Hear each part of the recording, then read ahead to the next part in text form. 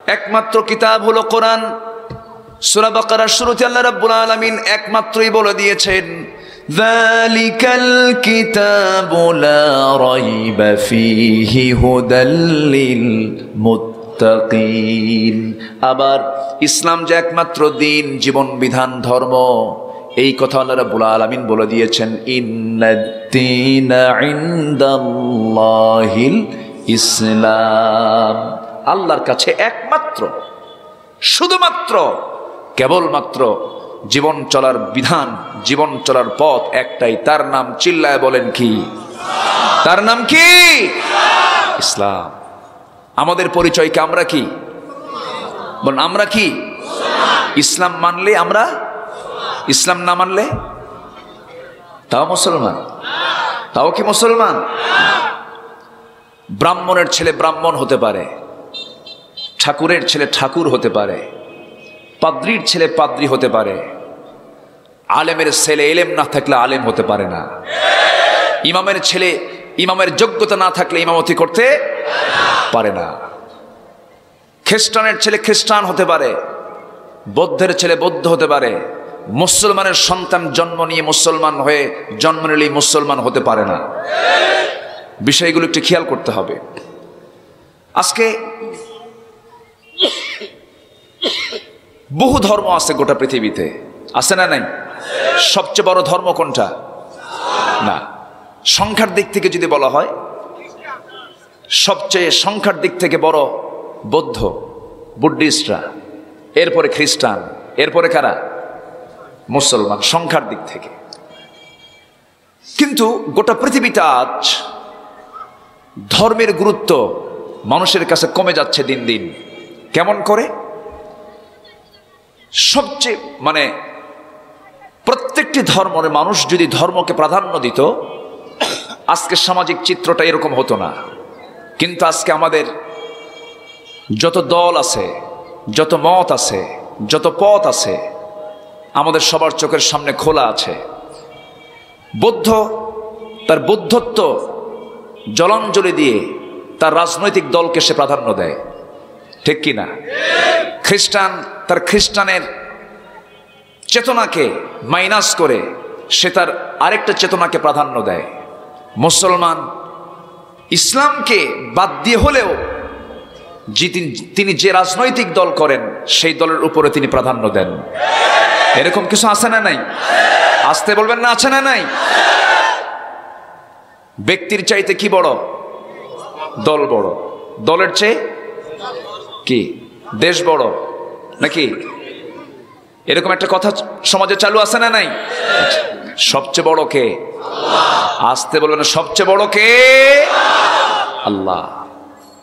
আমি তো মনে করি এখন গোটা পৃথিবীর অধিকাংশ মানুষ ধর্মকে প্রাধান্য না দিয়া তার চেতনাকে প্রাধান্য দেয় না। সকল চেতনাকে মাইনাস করতে হবে, ইসলামকে দিতে হবে সবার আগে মর্যাদা। ইসলাম যা বলবে আমি তাই বলবো, ইসলাম যা করবে করতে বলে আমি তাই করব। ইসলামের বাইরে যে কথাই আসুক না কেন আমার 4 পয়সা মূল্য তার নাই। এটার নাম হলো মুসলিম। এটার নাম কি? মুসলিম। সম্মানিত ভাইয়েরা, কথা আছে, আস্তে আস্তে করে একটু বলি। আমার কথার ভিতরে আমি চেষ্টা করি আল্লাহ যেন আমাকে কিয়ামতের দিন না প্রশ্ন করেন, এই সলিমুদ্দি তুই তো হক কথাটা বললি না। আমার জবাবদিহিতা আছে না নাই?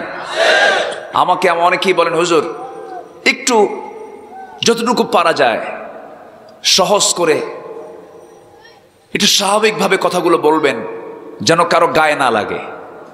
এরকম বলে আমাদেরকে অনেকে। খুব চাপ হুজুর। আমি বলি, হুজুর আমার তো চাপ। আপনার কিসের থেকে চাপ? কে দুনিয়াবি চাপ। আমার আল্লাহ থেকে চাপ। আল্লাহ থেকে চাপ আছে না নাই? আছে। সতর্ক করতে হবে আমাদের সবাইকে, বাঁচাতে হবে জাহান্নাম থেকে। আমি নিজে বাঁচতে চাই, অন্য ভাইকে জাহান্নাম থেকে বাঁচাতে চাই। আল্লাহি এটাই হচ্ছে আমার মূল লক্ষ্য। আল্লাহি আমি এটাই চাই। আমার ভাইটা কেন জাহান্নামে যাবে, আমি কেন জাহান্নামে যাব? আমরা সবাই মিলে আমাদের বাপের বাড়িতে চলে যাব। আমাদের বাপের বাড়ি কোথায়? আমাদের বাপের বাড়ি কোথায়? আমরা এসেছি কোন জায়গা থেকে? আমাদের পৈতৃক ভিটা হলো জান্নাত। সেই জান্নাতে আমরা ফিরে যেতে চাই। জোরে বলি ইনশাআল্লাহ। ইসলাম বাদ দিয়া? ইসলাম পরে না ইসলাম আগে? দুনিয়ার সকল দল, চেতনা, ব্যক্তি এগুলো আগে না ইসলাম আগে? ইসলামটা আগে। ইসলামকে আগে রাখবেন, এরপরে যা হয় হোক। আমার ভাইয়েরা, আল্লাহ রাব্বুল আলামিন বলছেন, বান্দারে আমি ইব্রাহিমকে যে দিন দিয়েছি, আদমকে যে দিন দিয়েছি, তোকেও সেদিন দিয়েছি। আদম আলাইহিস সালাতু ওয়াস সালাম যেদিন দুনিয়াতে আসলেন, তিনি নিয়ে এসেছেন, তার দিনের নাম কি ছিল? আসতেন, তার নাম কি? ইসলাম। ইব্রাহিম আলাইহিস সালাতু ওয়াস সালামের দিনের নামও ইসলাম ছিল। ইসলাম ছিল, আছে, থাকবে। এই পৃথিবীতে যত মানুষ এই পৃথিবীতে এসেছে এবং আসবে, সবার জন্য দিন নির্বাচন করেছেন আমার আল্লাহ ইসলামকে। ইসলামকে বাদ দিয়ে কোনো কিছু গ্রহণ করা যাবে না। আল্লাহ রাব্বুল আলামিন বলেন, وَمَن يَبْتَغِ غَيْرَ الْإِسْلَامِ دِينًا فَلَن يُقْبَلَ مِنْهُ وَهُوَ فِي الْآخِرَةِ مِنَ الْخَاسِرِينَ। যে ব্যক্তি জীবন বিধান হিসাবে ইসলামটাকে ছেড়ে দিয়া অন্য কোনো দিনকে গ্রহণ করবে, আমি তার কোনো কিছুই কবুল করব না এবং সে খুসরান হয়ে যাবে, ক্ষতিগ্রস্ত হয়ে যাবে। দুনিয়ার জিন্দেগিতে লাঞ্ছিত হবে, আখিরাতেও সে ক্ষতিগ্রস্ত হয়ে যাবে। এটা কার কথা? আসতে বলবেন না, কার কথা? খুসরানটা কাকে বলে? ক্ষতি দু প্রকার, একটা হচ্ছে নোকসান, আরেকটা হলো খুসরান। নোকসান হলো ব্যবসা করতে নেমেছি, পুঁজি নিয়ে নেমেছিলাম, লাভ তো হয় নাই, পুঁজিটা কোনো মতো উঠে আসছে, এটার নাম হলো নোকসান। আর খুসরানটা হলো ব্যবসা করতে নেমেছিলাম, লাভ তো দূরে থাক, পুঁজি শুদ্ধ আউট, এটার নাম হলো খুসরান। এটার নাম কি? খুসরান। ইসলাম বাদ দিবেন, দুনিয়াও শেষ হয়ে যাবে, আখিরাতও শেষ হয়ে যাবে, কোনো পুঁজি থাকবে না, আপনাকে জাহান্নাম যেতে হবে। আপনার আমলে জীবনের কিছু সুন্নত বাদ পড়ে গেছে, কিছু নফল বাদ পড়ে গেছে, আল্লাহ হয়তো বা মাফ করতে পারেন, কিন্তু কোনো ফরজকে লঙ্ঘন করা যাবে না। কোনো ফরজ লঙ্ঘন করা যাবে না। ফরজ হচ্ছে চূড়ান্ত, চূড়ান্ত হুকুম। কার? আসতে বলবেন না, কার? আল্লাহ। সেই চূড়ান্ত হুকুমের ভিতরে গুরুত্বপূর্ণ একটা হুকুম, আমি আস্তে আস্তে আলোচনার দিকে যাচ্ছি। সূরার নামটা যেন কি বলেছিলাম? মারিয়াম। বাড়ি কোথায়? চৌদ্দগ্রাম। উনি ওনার দায়িত্ব নিয়েছিলেন তার খালু জাকারিয়া আলাইহিস সালাতু ওয়াস সালামকে, তাকে দায়িত্ব দেওয়া হয়েছিল। তিনি ছিলেন প্যালেস্টাইনের বাইতুল মুকাদ্দাসের পাশে ছিলেন। তাহলে ফিলিস্তিন বলেন, কোথায় বলেন? ফিলিস্তিন। সেই ফিলিস্তিনে কার ঘর আছে? বলেন, কার ঘর? আল্লাহর ঘর। সেই ঘরটার নাম কি? আমাদের প্রথম কিবলা কি? আমাদের প্রথম কিবলা কি? বাইতুল মুকাদ্দাস। আর কোরআনের ভাষায় হলো ইলাল মসজিদিল আকসা। সুবহানাল্লাযী আসরা বিআবদিহি লাইলাম মিনাল মসজিদিল হারামি ইলাল মসজিদিল আকসা। প্রথম কিবলা। কিন্তু আজ সেই কিবলাকে নিয়ে কত ষড়যন্ত্র করা হচ্ছে, ঠিক কিনা? রক্ত ঝরানো হচ্ছে, মুসলমান নাকে তেল দিয়ে ঘুমায়, মুসলমানের মধ্যে কোনো চেতনা কাজ করে না। গোটা পৃথিবীর প্রতিটি মুসলমান আমাদের কলিজার টুকরা, ঠিক কিনা? গোটা পৃথিবীর মুসলিম উম্মাহ হলো একটা দেহের মতো। কোথাও একদিনই ভাইয়ের একটা পশমের ক্ষতি যদি কেউ করতে চায়, মুসলমানের দায়িত্ব হলো জান বাঁচ রেখে তার মোকাবেলা করা। এটাই তো কথা ছিল। কিন্তু আজ মুসলমান এক না বিভক্ত? এক না বিভক্ত? শুধু কি বিভক্ত না, শততা বিভক্ত। আজকে কত আমরা ইফতেরাক করছি। ইখতিলাফ থাকবে, কেউ হাত বুকে বাঁধবে, কেউ নাভিতে বাঁধবে, এটা সৌন্দর্য। কেউ 8 রাকাত পড়বে, কেউ 20 রাকাত পড়বে, কেউ 3 রাকাত বেতের পড়বে, কেউ 1 রাকাত বেতের পড়বে, এটা সৌন্দর্য, কোনো সমস্যা নেই। ইখতিলাফ থাকতে পারে, একই কথাই এক ইমাম বলেছেন একরকম, আরেক ইমাম বলেছেন আরেক রকম, কিন্তু তাদের মধ্যে কোনো গন্ডগোল হয়নি, কোনো ইফতেরাক হয়নি, ইখতিলাফ হয়েছে। কিন্তু মত পার্থক্য হতে পারে, কিন্তু মত বিচ্ছিন্ন হওয়া যাবে না, গন্ডগোল সৃষ্টি করা যাবে না। আমাদের পরিচয় হানাফি, হাম্বলি, শাফি, আহলে হাদিস, অমুক মুরিদ, অমুক দরবার, এগুলো আমাদের পরিচয় নয়। আমাদের পরিচয় হলো আমরা মুসলমান। আসতে বলবেন আমরা কি? মুসলমান। আমরা মুসলমান। এই পরিচয়ে আমরা একটা প্ল্যাটফর্মে আসব। মুসলমানদের বাইতুল মুকাদ্দাস মুসলমানদের হাতে উঠে আসবে ইনশাআল্লাহ। জোরে বলি ইনশাআল্লাহ। আল্লাহ চান আমরা পৃথক থাকতে না এক থাকতে। এটা কার কথা? আল্লাহর কথা।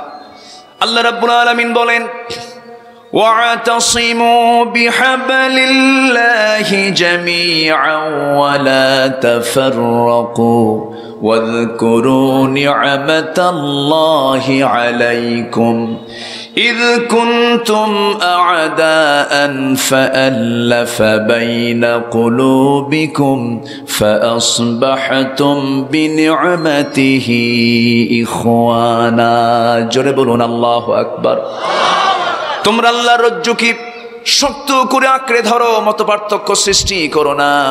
আল্লাহর জমিন, আল্লাহর দিন কায়েমের জন্য তোমরা মতপার্থক্য সৃষ্টি করো না, ফিতনা সৃষ্টি করো না, ইখতিলাফ সৃষ্টি করো না, ইফতিরাকও করতে যেও না। তবে ইখতিলাফ থাকতে পারে, মুহাব্বত নিয়ে করতে পারো, কিন্তু বিচ্ছিন্ন হওয়া যাবে না, বিভক্ত হওয়া যাবে না।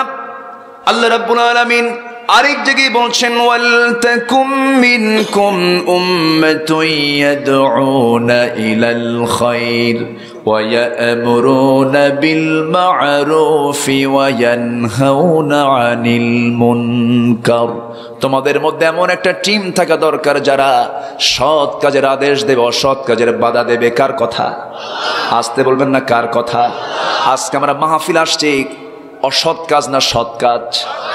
অসৎ কাজ না সৎ কাজ? মাননীয় চেয়ারম্যান মহোদয়কে ধন্যবাদ জানাচ্ছি। উনি দুটো পয়েন্ট আমাকে বলেছেন, আমি বলবো এই কথাগুলো। দুটো পয়েন্ট আমি কথা বলবো, উনি আমাকে একটু নাড়া দিয়েছেন, খুব গুরুত্বপূর্ণ দুটো কথা। তারপর আমাদের মুরব্বী, উনি অসুস্থ, আমি দোয়া করি তার জন্য। আল্লাহ তুমি তাকে শাফায়ে কামেলা আজেলা দান করো। আল্লাহ তুমি তাকে দ্বীনের খেদমতে আঞ্জাম দেওয়ার তৌফিক দিয়ে দাও। সম্মানিত ভাইয়েরা, সম্মানিত বন্ধুগণ, আমরা মুসলমান, এই চেতনা যদি আমাদের লালন হয়, কোনো হিংসা থাকবে? কোনো হিংসা থাকবে? হিংসা থাকবে না। আমরা হিংসা মুক্ত হব। জোরে বলি ইনশাআল্লাহ। হিংসা মুক্ত জীবন গড়লে কোনো গন্ডগোল হবে না। আমরা ইখতিলাফ থাকুক, কিন্তু আমরা বিচ্ছিন্ন হব না, মারামারি কাটাকাটিতে যাব না, ফিতনা ফাসাদ সৃষ্টি করব না। এগুলো শয়তানের কাজ। কার কাজ? শয়তানের কাজ। এটা ভালো কাজ, ভালো উদ্যোগ নিয়েছে মাহফিল, এটা সৎ কাজ। যাত্রা, যাত্রা কি কাজ বলেন? এটার অপোজিট হচ্ছে যাত্রা। যাত্রাতে ওয়াজ হয় না নাচ হয়? ওয়াজ হয় না নাচ হয়?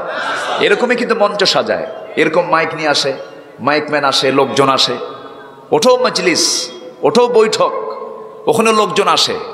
তাহলে যাত্রা হলে সৎ কাজ না অসৎ কাজ?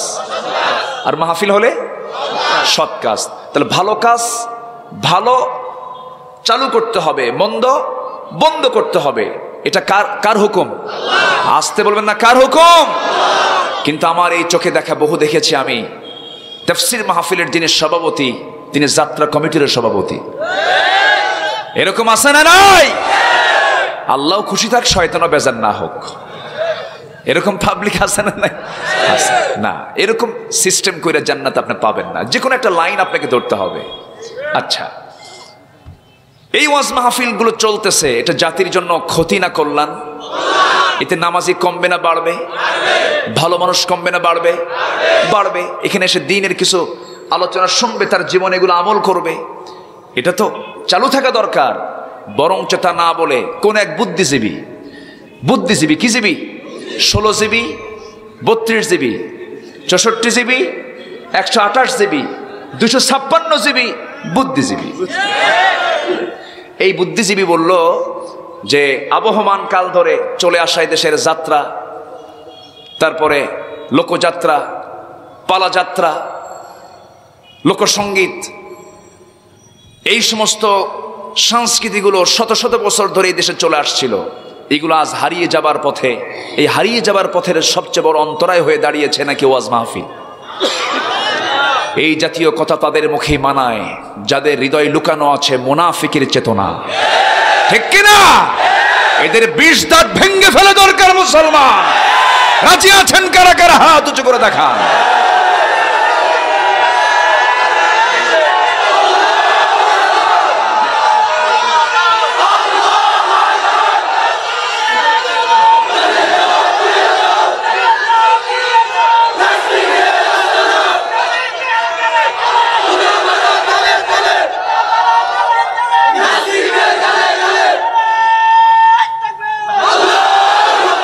সম্মানিত ভাইয়েরা, সম্মানিত ভাই সব, আমাকে গালি দিলে সমস্যা নাই, আমার বাপকে গালি দিলেও সমস্যা নাই। রাসূলকে নিয়ে বাজে কথা বলার মতো দুঃসাহস দেখিয়েছে এমন কিছু আমার দেশের নাগরিক আছে না নাই? আছে না নাই? আছে।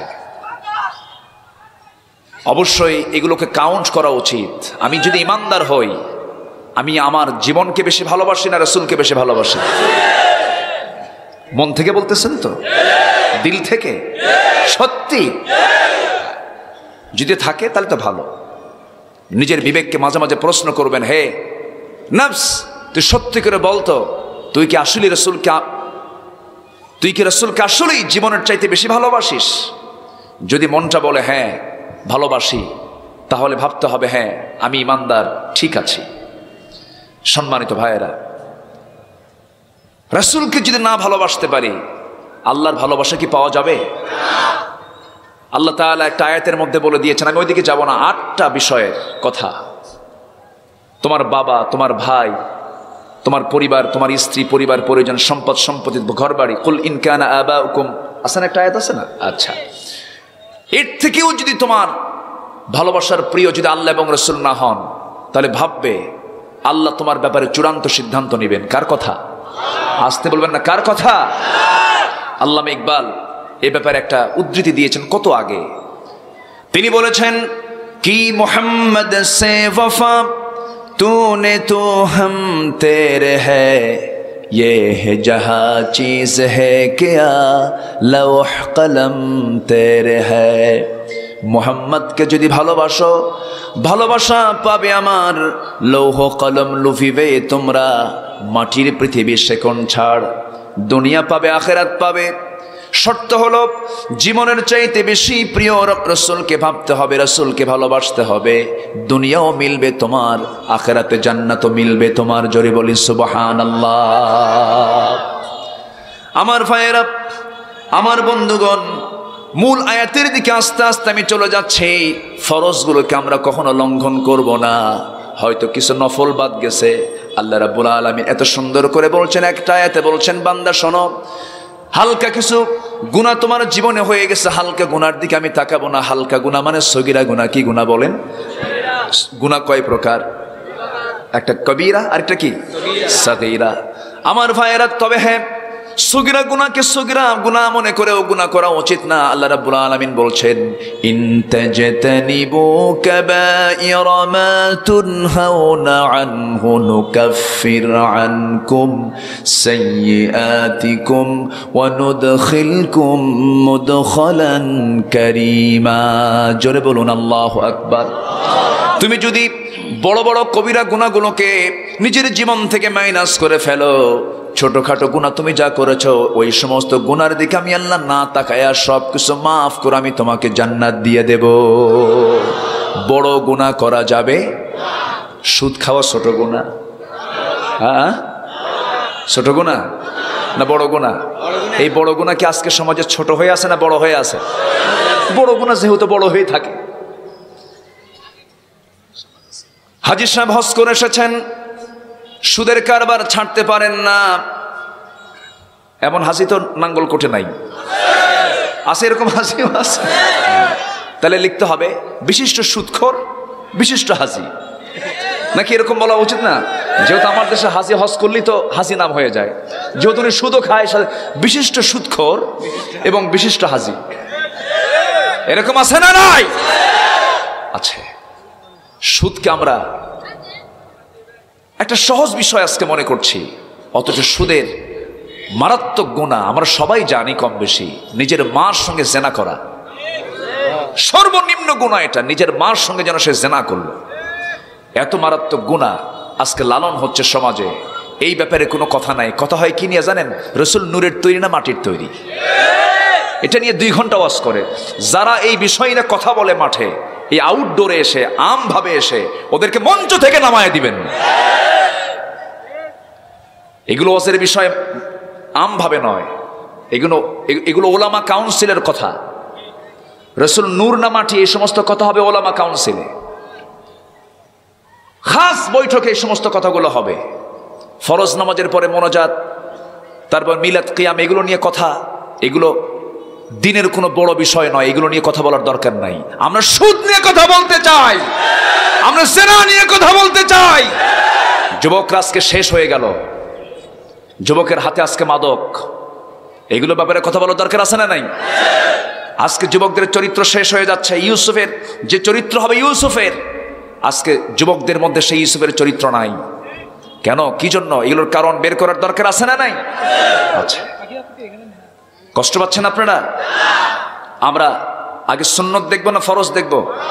ফরজ। আল্লাহ বলছেন, আল্লাহ রাব্বুল আলামিন বলেন, যে বান্দার ভিতরে 2টা দিক আমি দেখতে পাবো, তাকে আমি জাহান্নামের ভিতরে কিছু গর্ত আল্লাহ রাব্বুল আলামিন রেখে দিয়েছেন। জাহান্নাম তো আছে, তার মধ্যে গর্ত রেখেছেন কে? ওয়াইল নামক একটা গর্ত আছে। ওয়াইলুল লিকুল্লি হুমাযাতিল লুমাযাহ আল্লাযী জামা'a মালান ওয়া আদ্দাদাহ ইয়াহসাবু আন্না মালাহু আখলাদাহ। কিসের সূরা? কি সূরা বলেন? হুমাযা। আমার ছোট্ট একটা ভাতিজি আছে, সে বলে, চাচু এই সূরায় এত দাদার কথা কেন? এই সূরার মধ্যে দাদা আছে না? ওয়াইলুল লিকুল্লি হুমাযাতিল লুমাযা আল্লাযী জামা'a মালান ওয়া আদ্দাদা ইয়াহসাবু আন্না মালাহু ফি আমাদিন। সব কি ওর মধ্যে ঢুকছে যে দাদা কেন? বলছে এত দাদা আছে। চাচ্ছ তুমি একটু নানার সূরা বের করো তো, নানা কোথায় আছে? কি কথা কি বুঝতেছে? কিন্তু আসলে কি এটা দাদার সূরা? চরম ভয়ঙ্কর সূরা, এটা চরম ভয়ঙ্কর সূরা। আল্লাহ পাক ওয়াইল নামক গর্ত তাদের জন্য রেখে দিয়েছেন যারা সামনে পেছনে মানুষের যারা গীবত শিকায়াত করে।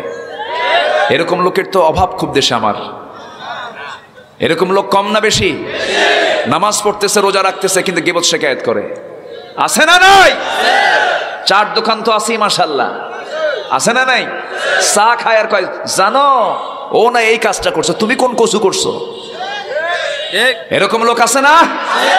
আর এখন তো মাশাআল্লাহ ফেসবুক তো আছে, কিছু হইলেই বেশি কইলে কিন্তু ফেসবুকে দিয়ে দেব। ওদের তো কোনো শরম টরম নাই, ওদের বইয়ের ছবি ফেসবুকে দিয়ে দেয়। নতুন বিয়ে কইরা বউকে সুন্দর করে ছবি তুলে ফেসবুকে দিয়ে বলে, ভাই দেখো তো আমার বউটা দেখতে কেমন, সবাই মিলে জামাতের সঙ্গে দেখি। এরকম বেকুব কিছু আছে না নাই? আচ্ছা, কোনো গীবত শিকায়াত করব না, পরনিন্দা পরচর্চা করব না। রাজি আছেন সবাই? জিহ্বার লাগাম ধরবো। জিহ্বার কি ধরবো? জিহ্বাকে কন্ট্রোল করব। আল্লাহ আমার জন্য জান্নাত আমার হাতে দিয়ে দিবেন। যার জিহ্বা কন্ট্রোল নাই তার জন্য জান্নাত নাই। জিহ্বাকে কন্ট্রোল করতে হবে। কথা কম বলবো আমরা। কথার পরিমাণ বেশি হবে না কম হবে? কম হবে। একটা হাদিসের কথা মনে হলো আমার। ইদা আসবাহা ইবনে আদম, যখন কোনো বান্দা সকালবেলা করে, ফাইনাল আ'দা কুল্লা শাইইন তাকফুরুল লিসান, প্রত্যেক অঙ্গ প্রত্যঙ্গ, মাথা থেকে পা পর্যন্ত শুরু করে সমস্ত অঙ্গ প্রত্যঙ্গগুলো সবাই মিলে সকালবেলা জিহ্বার কাছে এসে প্রশ্ন করতে থাকে, হে জিহ্বা শোনো, আমরা তোমার বডি, আমরা তোমার হাত, আমরা তোমার পা, আমরা তোমার চোখ, তুমি হলে আমাদের সেন্টার। তুমি জিহ্বা যদি ঠিক থেকে যাও আমরা ঠিক থেকে যাব, তুমি জিহ্বা যদি বেঠিক হয়ে যাও আমরা বেঠিক হয়ে যাব। ফাইন ইস্তাকামতা ইস্তাকামনা ওয়া ইন ওয়াজাজতা ওয়াজাজনা, তুমি ঠিক থাকবে আমরা ঠিক থাকবো, তুমি বেঠিক হবে আমরা বেঠিক হয়ে যাব। এই জন্য আমরা জিহ্বাকে ঠিক রাখবো, জোরে বলি ইনশাআল্লাহ। জিহ্বা না ঠিক রাখলে পরে আল্লাহ রাব্বুল আলামিন একটা গর্ত দিবেন, সে গর্তের নাম কি বলেন? ওয়াইলুল লিকুল্লি হুমাযাতিল লুমাযা। এই একটা গর্ত। আর যেখান থেকে আমি আয়াত শুরু করেছি, তেলাওয়াত দিয়ে শুরু করেছি, সেখানে একটা গর্ত আছে। ওই গর্তে কাদেরকে ফেলবেন? আল্লাহ রাব্বুল আলামিন বলেন, ফাখালাফা মিন বা'দিহিম খালফুন আদাউস সালাহ ওয়াত্তাবাউশ শাহাওয়াতি ফাসাউফা ইয়ালকাউনা গায়্যা। যে সমস্ত বান্দারা নামাজকে ভঙ্গ করবে, নামাজকে নষ্ট করে ফেলবে এবং প্রবৃত্তির যে দাস হয়ে যাবে, নফসের যে তাবেদারি করবে, এই দুইটা বদগুণ যার মধ্যে থাকবে, আমি আল্লাহ রাব্বুল আলামিন অচিরেই তাকে গাই নামক দোজকের গর্তে ঢুকাবো। সেই গর্তের নাম হলো গাই। গর্তের নাম কি? আবার বলেন, গর্তের নাম কি? গাই। যে গাই গর্তকে, যে কেফকে, যে গর্তকে জাহান্নাম নিজে ভয় পায়, জাহান্নাম নিজেই ভয় পায়, জাহান্নাম পর্যন্ত ভয় পায়, এই গর্তকে, ওই গর্তের মধ্যে ফেলানো হবে। দুটা কাজকে যারা অবহেলা, দুটা কাজ যারা করবে, একটা হচ্ছে নামাজ যারা নষ্ট করে ফেলবে, আর নফসের যারা দাসত্ব করবে। তাফসীরে কুরতুবীর ভিতরে এসেছে, যাদের মধ্যে 6টা কাজ অনুষ্ঠিত হবে, তারাও এই জাহান্নামের গাই নামক গর্তের মধ্যে তারা প্রবিষ্ট হবে। কয়টা কাজ করলে? বলেন কয়টা কাজ? 6টা কাজ। শুনবো না আমরা? জোরে বলি ইনশাআল্লাহ, আরো জোরে বলি ইনশাআল্লাহ। কষ্ট হচ্ছে নাকি আপনাদের? আলোচনা চালাই। নামাজ যদি একটু দেরিতে হয় কষ্ট হবে? একটা মাহফিল পরিচালনা করতে গেলে অনেক কিছু মেনটেন করতে হয়। মেহমানরা এসেছেন, অতিথিরা এসেছেন, তাদের অনার, তাদের সম্মান, তারপরে পরিচালনার ক্ষেত্রে একটা মাহফিল সম্পূর্ণ করতে তো এত সহজ বিষয় নয়। আল্লাহ তুমি মাহফিলকে কবুল করে নাও, অতিথিদেরকে কবুল করে নাও। আল্লাহ তুমি এই মাহফিলকে আজীবন কিয়ামত পর্যন্ত তুমি আল্লাহ জারি রাখো। জোরে বলি আল্লাহুম্মা আমিন। এই মাহফিলের পেছনে যারা মেহনত করেছেন, মাহফিল বাস্তবায়নে যারা খেদমত করেছেন, আল্লাহ তুমি তাদের সবার অংশগ্রহণকে কবুল আর মঞ্জুর করে নাও। 6টি কাজ যার মধ্যে থাকবে, আল্লাহ পাক শুধু জাহান্নামী তাকে দিবেন না, জাহান্নামের একটা গর্তের মধ্যে তাকে ঢুকাবেন, যে গর্তকে জাহান্নাম নিজে ভয় পায়। কত মারাত্মক এবং ভয়াবহ সেই জাহান্নাম সবার সামনে আসে না নাই? সেই জান্নাতে সবার সামনে আসে না নাই? কিন্তু আমরা কি জাহান্নাম পেতে চাই না জান্নাত পেতে চাই? নামাজ পড়বো না নামাজ ছেড়ে দেব? বলেন, নামাজ পড়বো না নামাজ ছেড়ে দেব? নফসের গোলাম হব না আল্লাহর গোলাম হব? নফসের গোলাম না আল্লাহর গোলাম? আল্লাহর গোলাম হব। আমার ভাইয়েরা, 6 ধরনের কাজ যারা করবে তাদেরকে আল্লাহ রাব্বুল আলামিন শুধু জাহান্নামী দিবেন না, জাহান্নামের মধ্যে স্পেশাল আরো জঘন্য জায়গা, গর্ত, গাই নামক গর্তের মধ্যে ঢুকাবেন। নাম্বার 1 হলো যে জেনাকার, জেনা করতে করতে পেকে গেছে, শাইখুজ জানি। যে জেনাকার জেনা করতে করতে নিজেকে পাকিয়ে ফেলেছে, বয়স্ক জেনাকার, বৃদ্ধ জেনাকার আছে না নাই? এই লোকগুলো ওঠে কেন? হ্যাঁ, কষ্ট হচ্ছে? শেষ করে দেব নাকি? উঠবেন না। আপনাকে দেখে আরেকজন, এই বসো বসো, একটু বসেন বসেন, আমি তো বেশি সময় নেব না, আর একটু সময়, একটা আয়াত ধরেছি, একটু শেষ করে ফেলি। আপনি যদি ওঠা বসা করেন, আপনার কারণে মাহফিল কি সুন্দর বাড়বে না সৌন্দর্য নষ্ট হবে? নষ্ট হবে। আসছেন যখন, আমরা শেষ করে যাই। শেষ ভালো যার, বলেন শেষ ভালো যার। ইমান আনছি, সারা জীবন কাম করছি, কিন্তু শেষ জীবনে আয়সা ইমানের সঙ্গে মৌত হলো না, তাহলে কি কাম হলো? হলো না। সবকিছুতেই শেষ ভালো যার, সব ভালো তার। আমরা শেষটা ভালো করে যাব। জোরে বলি ইনশাআল্লাহ। একসঙ্গে আমরা দোয়া করে এখান থেকে বিদায় নেব। আল্লাহ সেই তৌফিক দান করুন। জোরে বলি আমিন। এরকম জেনাকার আমার দেশে আছে না নাই? আছে। যুবক জেনা করেছে, তার শাস্তিও কিন্তু লঘু। যুবক অবিবাহিত জেনা করেছে, তার জন্য মিয়াত জালদা, 100 দৌড়ার ব্যবস্থা কে করেছেন? আল্লাহ করেছেন। কিন্তু বিবাহিত কোনো যুবক যদি, বিবাহিত কোনো পুরুষ যদি জেনা করে, তার শাস্তি কি ছোট না বড়? শুধু কি বড় না অনেক বড়? তাহলে অনেক বড় যদি তার শাস্তি হয়, তাহলে অপরাধটাও কি ছোট না বড়? বড়। আল্লাহ রাব্বুল আলামিন বলেন, এই জেনার শাস্তি হলো এত মারাত্মক, এই পৃথিবীতে বেঁচে থাকার তার কোনো অধিকার থাকতে পারে না। আল্লাহ রাব্বুল আলামিন তাকে সেই দিনও জাহান্নাম, শুধু জাহান্নাম দিবেন না, তাকে গাই নামক সেই গর্তের মধ্যে ঢুকাবেন। নাম্বার 2 হলো যে মদ্যপান করতে করতে পেকে গেছে, চোখ লাল বানায় ফেলছে, দেখলেই তো টের পাওয়া যায় মদ খাওয়া লোক। টের পাওয়া যায় না? যে মদ খায় তার চেহারা এটা ফুটে ওঠে, বালা মান কাসাবা সাইয়্যাতাও ওয়া আহাতাত বিহি খাতিআতুহু। তুমি পাপ করবা, পাপ তোমাকে ঘেরাও করে ফেলবে। যে বিড়ি খায় ঠোঁটে টের পাওয়া যায় কিনা বলেন? যে বিড়ি খায় তার চিহ্ন কোথায় আছে? যে মদ খায় তার চিহ্ন কোথায় আছে? চোখে। যে পাপ করবে, পাপ তার চেহারায় ফুটে উঠবে। বিড়ি খাওয়া কি? আচ্ছা, বিড়ি ডান খায়, বিড়ি কি ডান হাতে খাওয়া যায় না বাম হাতে খাওয়া যায়? হ্যাঁ, কিছুই তো কর না আপনারা। একটু হেকমতান প্রশ্ন করলাম। আমাদেরকে মাঝে মাঝে প্রশ্ন করে, হুজুর বিড়ি খাওয়া কি? মানে ওনার লক্ষ্য হলো দেখি তো কোনো মতো জায়েজ করে নেওয়া যায় নাকি। এই প্রশ্ন করার দরকার কি? বিড়ি, আমি বরিশাল ভোলা থেকে মাহফিল করে বরিশালের উদ্দেশ্যে যাচ্ছিলাম, ফেরিতে চড়েছি আমি। দেখি এক চাচা ঠিক নদীর মাঝখানে টুলের উপরে বসে পার উপরে পা তুলে দিয়ে সামনের নদীর ঢেউগুলো দেখতেছে, মানে উত্তাল তরঙ্গ দেখছে। আর এত সুন্দর করে সে মনোযোগ দিয়া ওগুলো দেখতেছে, আর এত সুন্দর করে বিড়ি টানতেছে। বিড়ি টান দেখে মনে হলো যে 16 বছরের তাগড়া জুয়ান। তো বললাম, চাচা আপনি এই বুড়া বয়সে এরকম করে টানতেছেন, তো এটিকে ছেড়ে দেওয়া যায় নাকি? বাবা বুঝবা না, বিড়ি হলো উন্নতির সিঁড়ি, প্রতি টানে তৃপ্তি আনে। যেরকম নাউজুবিল্লাহ। খাবেন না, এগুলো খাওয়া যাবে না। সকল নেশা হারাম। কে করেছেন? আসতে বলো না, কে করেছেন?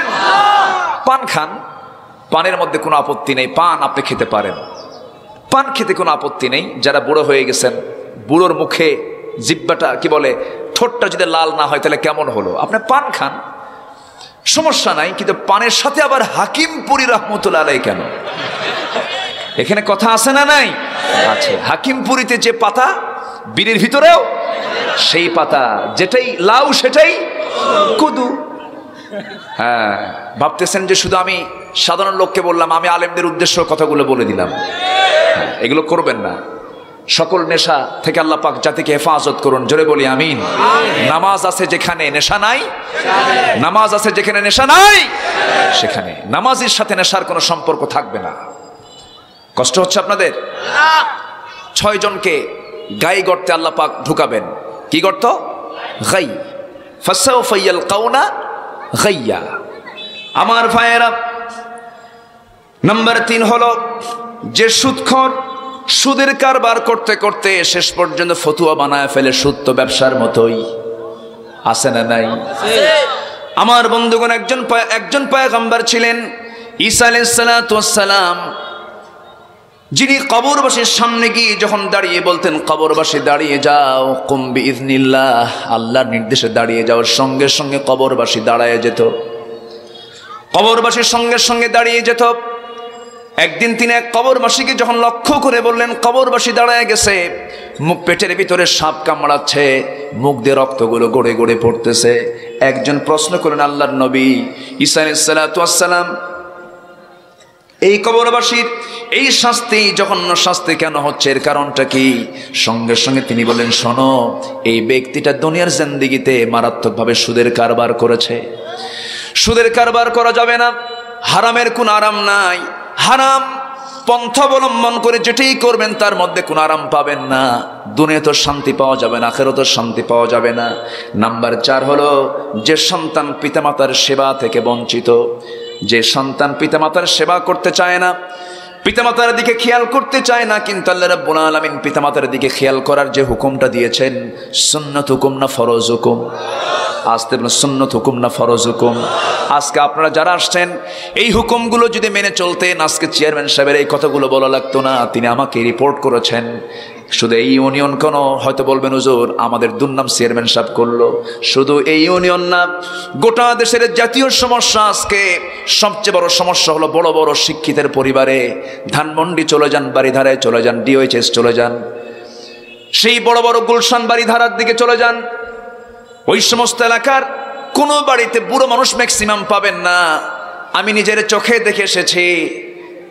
কিছু বৃদ্ধাশ্রমে মাঝে মাঝে আমি সফর করে যাই, গিয়েছিলাম গত বছর কাপাসিয়াতে একটা বৃদ্ধাশ্রম আছে, সেখানে গিয়েছে, যে দেখি কিছু বুড়া মানুষ সেখানে একা একা পড়ে আছে। একজনকে বললাম, চাচা এই বুড়া বয়সে আপনি এখানে কেন? সম্ভ্রান্ত চেহারা তার দেখলাম, অনেক বড় অফিসার তিনি ছিলেন। বললাম, চাচা আপনি এখানে কেন? বলছে, বাবা আমার ছেলেরা আমাদেরকে দেখার সময় পায় না। কেন সময় পায় না? কি করে তারা? বড় বড় ডাক্তার, তারা বড় বড় কর্মকর্তা, তারা কোথায় তাদের বাড়ি? এই সমস্ত ভিআইপি এলাকার বাড়ির কথা তারা বললেন। আমি তাকে বললাম, চাচা আপনার প্রতিক্রিয়া কি? বলতেছে, বাবা জীবনে একটাই ভুল করেছি, বাচ্চাদেরকে আমি কোরআন শিখাই নাই। দ্বীনের শিক্ষা যদি দিতাম, কোরআনের শিক্ষা যদি দিতাম, আমি কসম করে বলতে পারি, হলফ করে বলতে পারি, গোটা দেশের কোন বৃদ্ধাশ্রমে, গোটা পৃথিবীর কোন বৃদ্ধাশ্রমে দেখতে পাবেন না যে একটা আলেমের বাবা সেখানে আশ্রয় নিয়েছে। কোথাও খুঁজে পাওয়া যাবে? যাবে না, কোথাও খুঁজে পাওয়া যাবে না। অতএব যে শিক্ষার ভিতরে মানবতার শিক্ষা নাই, পিতামাতার প্রতি সম্মান শ্রদ্ধার শিক্ষা নাই, সেই শিক্ষা কোনো শিক্ষা নয়। যে সমাজে বুড়োদের সম্মান নাই, সেই সমাজ কোনোদিন আদর্শ সমাজ হতে পারে না। ইসলাম সবচেয়ে বেশি সম্মান দিয়েছে বুড়ো মানুষদেরকে, পিতামাতাকে। বলি আল্লাহু আকবার। সম্মানিত ভাইরা, বাড়ি যখন করব আমরা, আগে নিজের বেডরুম না বাপ মার বেডরুম? আসতে কোন কেন? নিজের না বাবা মার? বাবা মার জন্য আগে বরাদ্দ করতে হবে। খরচ করবেন কোথায়? কোরআনকে প্রশ্ন করেন। কোরআন বলে দিচ্ছে, ও বান্দা কোথায় খরচ করবা তুমি? ইয়াসআলুনাকা মাযা ইউনফিকুন কুল মা আনফাকতুম মিন খায়রিন ফালিল ওয়ালিদাইনি ওয়াল আকরাবিন। খরচের যতগুলো খাত আছে, এর মধ্যে এক নাম্বার খাত হলো তোমার জন্য খরচ করতে হবে তোমার বাপ মার জন্য। কে হুকুম দিয়েছেন? আসতে বলবেন না, কে দিয়েছেন? আমার ভাইরা, একজন সাহাবী দুনিয়া থেকে বিদায় নেবেন, নবীর জীবদ্দশার ঘটনা। তিনি দুনিয়া থেকে বিদায় নেবেন, কিন্তু মুখ থেকে কালেমার আওয়াজ বের হয় না। আমার নবীজির কানে সংবাদ চলে গেল। রাসূল বললেন, সাহাবীরা দেখো তো, সেই আমার সাহাবী আলকামার মা বেঁচে আছে নাকি? হ্যাঁ বেঁচে আছে। তার মাকে ডেকে আনো। মাকে ডেকে এনে বলা হলো, আলকামার মা, আমার সাহাবী তো আমার প্রতি কোনোদিন বেয়াদবি করে নাই, আমার খুব অনুগত সাহাবী, কিন্তু মুখ থেকে কালেমার আওয়াজ কেন বের হচ্ছে না? আপনি কি তারপরে রাগ করেছেন নাকি? এবার আলকামার মার মনটা খারাপ হয়ে গেছে, বলতেছে, হ্যাঁ আমি আলকামার উপরে অসন্তুষ্ট আছি, আমি তাকে মাফ করব না। রাসূল একটাবার বললেন, ও আলকামার মা, আপনি যেহেতু সে মুমূর্ষ অবস্থা মারা যাবে, আপনি তাকে মাফ করে দেন না, আমি তাকে মাফ করতে পারবো না। আমার নবীজি আর কিচ্ছু বললেন না। নবীজি শুধু বললেন, সাহাবীরা জ্বালানি সংগ্রহ করো, আগুন জ্বালায়া দাও। অবাধ্য সন্তানকে আগুনে জ্বালায়া ভস্য করে দুনিয়া থেকে বিদায় করা দরকার। এবার মার চোখে পানি, মা কাঁদতে কাঁদতে বলছেন, ইয়া রাসূলুল্লাহ, কাকে আপনি আগুনে জ্বালায় দিবেন? রাসূল বলছেন, অবাধ্য সন্তানকে আর কি করা যায়? সঙ্গে সঙ্গে আলকামার মা বলছেন, যে সন্তানটার জন্য আমি 9টা মাস গর্ভধারণের যন্ত্রণা সহ্য করেছি, ডেলিভারির যন্ত্রণা সহ্য করেছি, 2টা বছর দুগ্ধ পানির কষ্ট সহ্য করেছি, এত কষ্ট করে তিলে তিলে সন্তানকে যে আমি বড় করেছি, আমার চোখের সামনে আগুনে জ্বালিয়ে ভস্য করে দুনিয়া থেকে বিদায় হয়ে যাবে? না না, আমার সন্তান যত বেয়াদবি করেছে, সমস্ত বেয়াদবি আমি তার মা হয়ে ক্ষমা করে দিলাম। ওই দিকে আলকামার জবান থেকে বের হয়ে গেছে, আশহাদু আল্লা ইলাহা ইল্লাল্লাহু ওয়াহদাহু লা শারীকা লাহু ওয়া আশহাদু আন্না মুহাম্মাদান আবদুহু ওয়া রাসূলুহু। বউ আগে না মা আগে? অনেকে চিন্তায় পড়ছে, হুজুর কি কই, বাড়িতে যাই কি কব? বউ আগে না মা আগে? আচ্ছা, এগুলো ওয়াজ কি করার দরকার আছে না? এই ওয়াজ করলে অন্তত চেয়ারম্যান সাহেবের উপকার হবে, ওনার দরবার কমে যাবে, ঠিক আছে না? বউ আগে না মা আগে? অনেকে বউ আগে কইছে, ভয়ে কইছে মনে হয়, মাটা আগে। তবে মাদের ভিতরে যারা শাশুড়ি হন, শাশুড়ির একজনের মুখ থেকে 2 রকমের কথা বের হয় অনেক সময়। দেখেন কেমনে হয়। মেয়েকে বিয়ে দিয়েছে জামাইয়ের কাছে, আবার ছেলেকে বিয়ে দিয়েছে কি বউয়ের কাছে। মানে ছেলের হলো বউ আর মেয়ের হলো কি জামাই। এলাকায় তো এরকমই বলে নাকি? তো বলতেছে, আমার জামাইটা এত ভালো, এত ভালো আমার জামাই, আমার মেয়েকে সে দারুণ ভালোবাসে, আমার মেয়ে যা বলে তাই শোনে আমার জামাই। দেখছেন কত ভালো, আমার মেয়ে যা বলে তাই শোনে, এমনকি আমার মেয়ের গায়ের জামা পাজামা এগুলো ধুয়ে দেয়, এত খেদমত করে। কিন্তু আর কি বলি, আমার ছেলেটা মানুষ হলো না, আমার ছেলেটা শুধু বইয়ের কথাই শোনে। কন্ত কথা কি দুইজন করলো না একজন কইল? এটা কি ইমানদারের কথা না মুনাফিকি কথা? কন্ত বলেন তো কি কথা? মুনাফিকি কথা না? একই মানুষ মেয়ের ক্ষেত্রে দিল এক বক্তব্য, ছেলের ক্ষেত্রে দিল আরেক বক্তব্য। বক্তব্য কি দুই করা দরকার না এক করা দরকার? তাহলে এক করলে কি আর গন্ডগোল হয়? গন্ডগোল হয়? হয় না।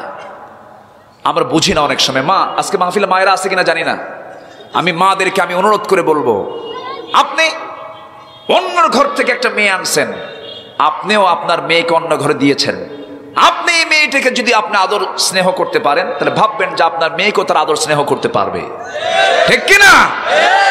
আপনি নিজে স্নেহ দিতে শেখেন, আপনাকে সম্মান দেবে। আপনি স্নেহ দিবেন না, আপনি সম্মান পাবেন না, এটাই বাস্তবতা।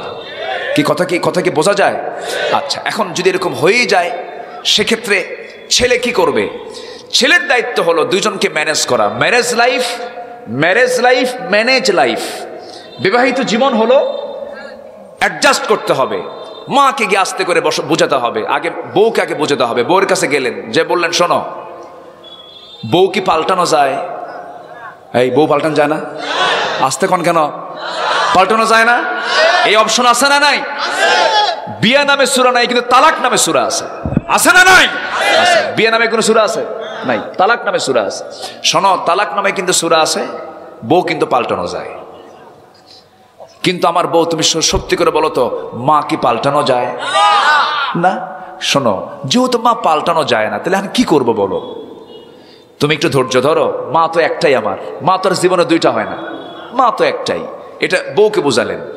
এবার মার কাছে এসে বললেন, মা শোনো, তোমাকে আমি ডাক দিতে, আমার মুখ থেকে মা ডাকটা শুনতে তোমার কত ওয়েট করতে হয়েছে। আমি পেটের মধ্যে ছিলাম, কত লাথি ঘুতা মারছে তোমার পেটে, তোমার কলিজায় 9 মাসে 4500 বার ঘুতা মেরেছি। তুমি কষ্ট স্বীকার করেছো, ডেলিভারি যন্ত্রণা সহ্য করেছো, এরপর দুগ্ধ পান করেছি আমি। 2 বছর ডাকি না, তোমাকে ডাকতে পারি না। 2 বছর পর আমি যেদিন তোমাকে মা বলে ডেকেছি, তোমার কেমন লাগছে? খুব ভালো, খুব আনন্দ। মা, বাবা, খুব আনন্দ পাইছি। তাই যদি হয়, আমার বউটা প্রথম দিনে সেই তোমার আম্মা কয়ে ডাকে, তুমি খুশি হও না কেন? কি কথা কি বোঝেন না আপনারা? এইভাবে একটু ওয়াজ করবেন, ওয়াজ করলে ঠিক হয়ে যাবে। জোরে বলি ইনশাআল্লাহ। রাগারাগি করা যাবে, কোনো গোস্সা করা যাবে না। নাম্বার 5 হচ্ছে, নাম্বার 3 হলো, আমরা কি বললাম, যে সন্তান পিতামাতার সঙ্গে নাফরমানি করবে, তার জন্য কি গর্ত আছে বলেন? সেই গর্তের নাম কি মুখস্থ করে যান? ফাসাফা ইয়ালকাউনা গাইয়া, গাই নামক দোজকের গর্তে তাকে নিক্ষেপ করা হবে। নাম্বার 4 হলো যারা মিথ্যা, নাম্বার 5 হলো যারা মিথ্যা সাক্ষী দেবে।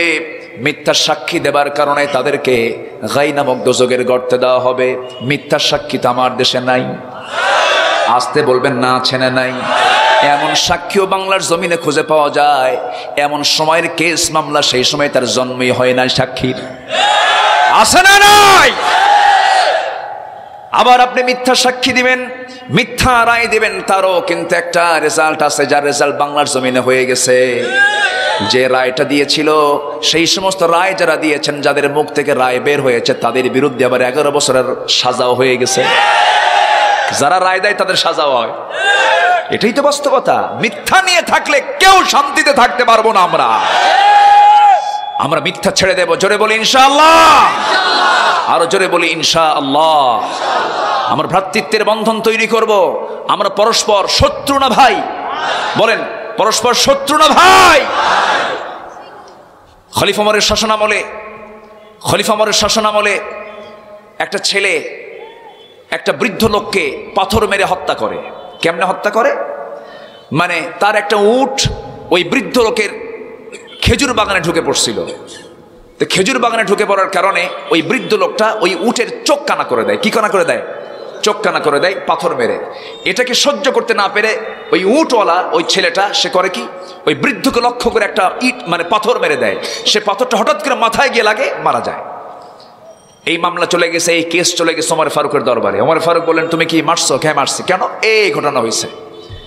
নিহতের ছেলে দুইটাকে বলা হলো, তোমরা কে মাফ করবে? কুতিবা আলাইকুমুল কিসাস, এই আয়াতের ভিত্তিতে মাফ করবে? কে না মাফ করবো না, কে তোমার উপরে তাহলে তো এখন মানে অবশ্যই এই হত্যার বদলে তোমাকে হত্যা করতে হবে, তোমার উপরে এই রায়টা কার্যকর করতে হবে।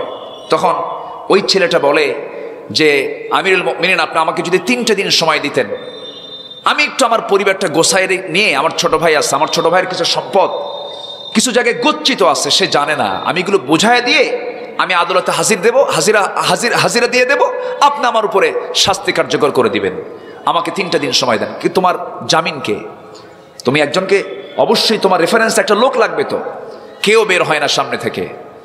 একজন সাহাবী আবু যর গিফারী রাদিয়াল্লাহু তাআলা আনহু বললেন, আমিরুল মুমিনিন, ওর জামিন আমি হলাম। কেন? মুসলমানের বিপদে মুসলমান একজন দাঁড়াতেই হবে।